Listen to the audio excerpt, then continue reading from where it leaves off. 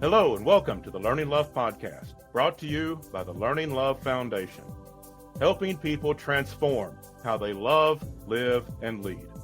I'm your host, Dr. Mark A. Hicks, and I want to thank you for joining us today as we spend some time learning love. Love is the answer. Now all we have to do is explore all the questions. One of the things that we have to do in order to build the relationships of love that we want is we have to find a place that is peaceful. Love doesn't necessarily flourish in chaos and anger and just all the struggles of life. It doesn't mean that we can't love through those things, but for love to really flourish, for there to be a true emotional connection, for there to be happiness, for there to be real connectional bonds with each other, particularly within marriages or partnerships, family, but also with friendships and workplaces with colleagues and all these things, we need to find a way to relax. Yes, there's times that life is very stressful, but there's times that, there's nothing really wrong. I mean, we can always find something to complain about, but there's times that if we look around, we think, okay, everything's basically okay. There's nothing really urgent right now. There's nothing really wrong right now. There's no major crisis to manage at this particular moment. Everything's going basically fine. And, we can feel pretty good about where we are. It's never perfect, but we can feel good that everything's basically okay. And yet, many people have trouble relaxing even in those moments. We just can't unwind. Our bodies are on high alert. We just can't find a way to relax. We keep that tenseness, even though our minds can logically say, there's nothing to be tense about. Everything is fine right now. Not perfect, but basically okay. There's no crisis that we have to address. We could relax. And yet, we're still tense. Now, think about what this does to our relationships.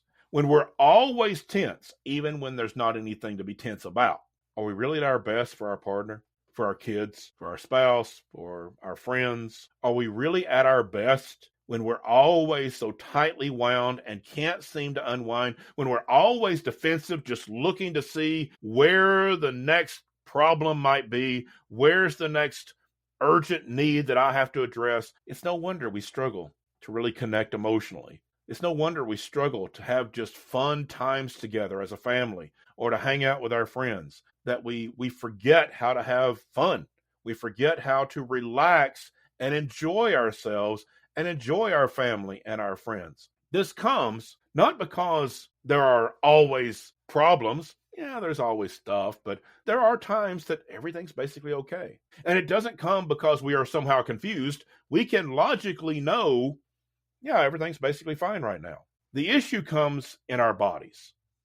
We have instinctive reactions in our nervous system that don't necessarily listen to our thoughts. They are much more wired into how things normally are. And so if we stay stressed a lot, if we stay on high alert a lot for a long period of time, if we are continually for long periods of time in this fight or flight kind of space, and that can come because we have family trouble. It can come because we're having a lot of stress at work. It can come because we've had some sort of trauma in our life. It can come because there was a natural disaster that took our home, and it takes a long time to recover from that. It can be a lot of things in life. But when we are on that high alert for a long period of time, our body gets into that rhythm. Our nervous system gets into that rhythm. And just knowing logically, nothing to be upset about right now, no urgent needs right now, nothing to manage right now, I could just sit back and relax. Our bodies don't work that quickly. Our nervous system gets into a rhythm and it stays there. It takes a while to get out of it. We have to work our way out of this. We can relax. We can learn to. But relaxation doesn't come because we decide. It's a skill. It doesn't come because our brains say, okay, we can relax now. It's a skill that we learn how to relax our bodies, how to let our bodies come off of that high alert nervous system and learn how to relax. And so there's a few things that we can do in order to learn how to do this. And there's a few things that we try to do sometimes that absolutely do not work. They just don't work. So first, let's talk about a few things that will not work. Okay. You cannot force yourself to relax. All right. Even though logically, nothing to be upset about right now. This is my time. I've scheduled it into my scheduler. I've put it on my calendar. This is my downtime. This is my day off. This is my day to relax. So I'm going to do it. I'm going to relax. You cannot force relaxation. That's not how the body works. You cannot force it. It is not mind over matter. You cannot force yourself into relaxation. That's not how things work. It doesn't work just to tell yourself to calm down. That never works. You cannot talk your way through this and say, I just need to calm down. Just calm down. That's not how the body works. The nervous system doesn't respond to that. And things like shaming yourself. I can't believe I'm like this. Why am I so stressed all the time? I'm so messed up. I can't believe that I'm ruining my day off because I'm so stressed when there's no reason to be, and I could be enjoying this, but instead I'm ruining it. Okay, all that shaming is not going to work. It's just going to make you more restless. It's just going to add to that sense of alarm that your body's already in when we start shaming ourselves. And so none of that stuff's going to work. You cannot force yourself through the power of your mind to decide and then just force it. That's not how relaxation works. So what we have to do is retrain our bodies. Our bodies are on high alert because they've been set on high alert. They've been set on that high stress level. And so it stays there. And if it doesn't have anything to manage right now, if there's not any imminent need, our nervous system is going to be scanning for it. It'll be scanning, looking, waiting, just waiting to see what the next crisis is. And it needs to be ready for it. The nervous system feels like it's got to jump into action. And so it stays on that high alert. We have to train our bodies to know it's okay. We have to train our bodies to follow our mind when we know, okay, this is my day off. This is the time I've set aside to relax. There's no urgent needs right now, nothing to manage. Everything's fine. I need to just have some calm relaxation. We have to train our bodies to do that if it's not something that we're able to do right now. So here's a few ways to do that. Start with short, gentle moments of safety. Okay, just tell yourself, I'm safe right now. Okay, that sounds elementary. That sounds maybe silly to say, but those are the kinds of things that the nervous system has to hear.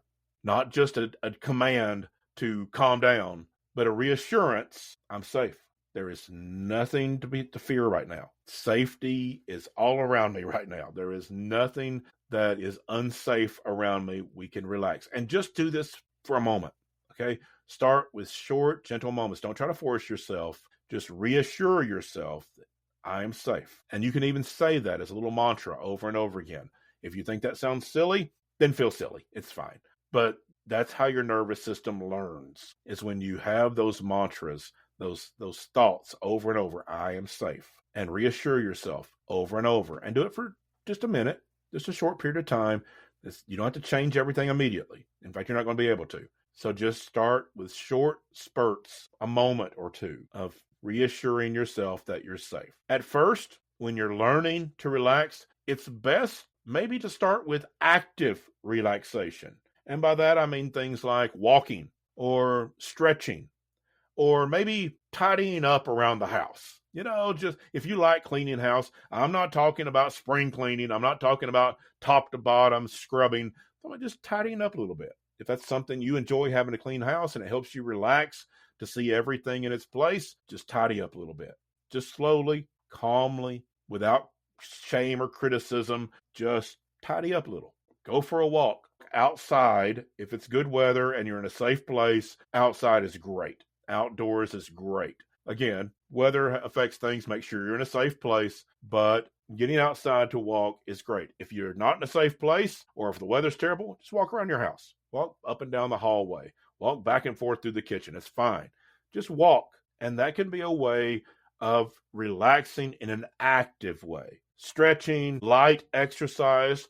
I'm not talking about just killing it in the gym. I'm talking about light exercise, stretching. These are active ways to relax. And if you're not good at relaxation, if it's something your body's just not used to, these are good starters. You may not be able to just sit down in your lounge chair, sit back and relax and just feel good. You may need to have some of these active relaxation activities first. That's fine. Practice those. The other thing that really, really helps is breathing. Deep breathing is so underestimated. Deep breathing is one of the best things you can do for your nervous system, for your body, to help you relax. Some slow, deep breaths.